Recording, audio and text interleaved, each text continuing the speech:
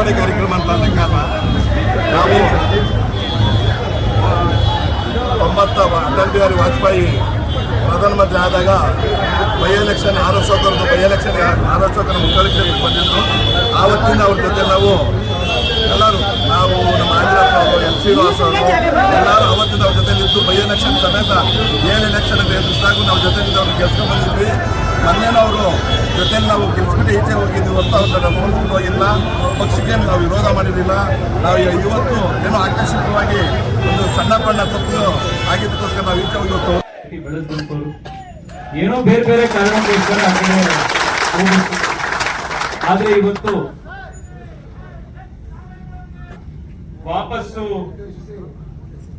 ಸ್ವಂತ ಮನೆಗೆ ಭಾರತೀಯ ಜನತಾ ಪಾರ್ಟಿಗೆ ಮರಳಿ ವಾಪಸ್ ಎಲ್ಲರೂ ಕೂಡ ಬಂದಿದ್ದಾರೆ.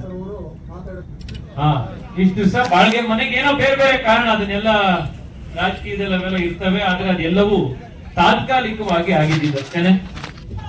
ಈ ಪಕ್ಷದ ಬೆಳವಣಿಗೆಯಲ್ಲಿ ಇವತ್ತೇನು ಪ್ರಮೋದ್ ಅವರು ಬರ್ತಾ ಇದ್ದಾರೆ, ಸೂರ್ಯ ಅವರು ಬರ್ತಾ ಇದ್ದಾರೆ, ವಾಪಸ್ ನಾರಾಯಣ್ ಅವರು, ಎಲ್ಲ ನಾಯಕರು ಆ ಭಾಗದಲ್ಲಿ ಈ ಪಾರ್ಟಿಯನ್ನ ಕಟ್ಟಿಯೋದ್ರಲ್ಲಿ, ಪಾರ್ಟಿಗೆ ಶಕ್ತಿ ಕೊಡೋದ್ರಲ್ಲಿ ಬಹಳ ವರ್ಷದಿಂದ ಅವರೆಲ್ಲರದ್ದು ಒಂದು ಕಾಂಟ್ರಿಬ್ಯೂಷನ್ ಇದೆ, ಅವರೆಲ್ಲರದ್ದು ಕೊಡುಗೆ ಇದೆ.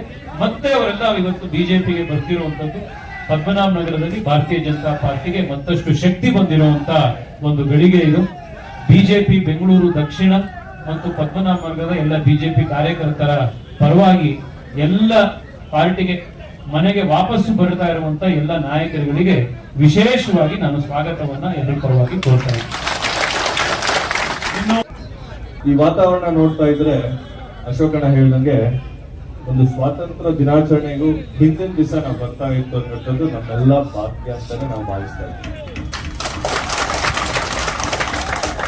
ಪುರಂದರದಾಸರು ಒಂದ್ ಕಡೆ ಹೇಳ್ತಾರೆ, ಇದು ಭಾಗ್ಯ ಇದು ಭಾಗ್ಯ ಇದು ಭಾಗ್ಯವಯ್ಯ, ಪದ್ಮನಾಭನ ಪಾದ ಭಜನೆ ಪರಮ ಸುಖವಯ್ಯ ಅಂತ.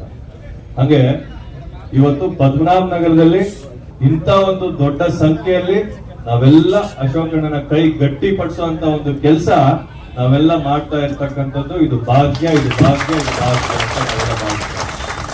ಬಂಧುಗಳೇ, ಇಷ್ಟು ದಿವಸ ನಾವೆಲ್ಲ ಈ ಪಕ್ಷದಲ್ಲೇ ಇದ್ದು ಏನೋ ಒಂದು ಸಣ್ಣ ಕಾರಣಾಂತರಗಳಿಂದ ನಾವೆಲ್ಲ ಆಚೆ ಹೋಗಿ ಮತ್ತೆ ಮನೆಗೆ ಬಂದಿದ್ದೇವೆ. ಇದು ನಮ್ಮ ದೇವಸ್ಥಾನ, ನಮ್ಮ ದೇವರು, ನಮ್ಮ ಪೂಜೆ.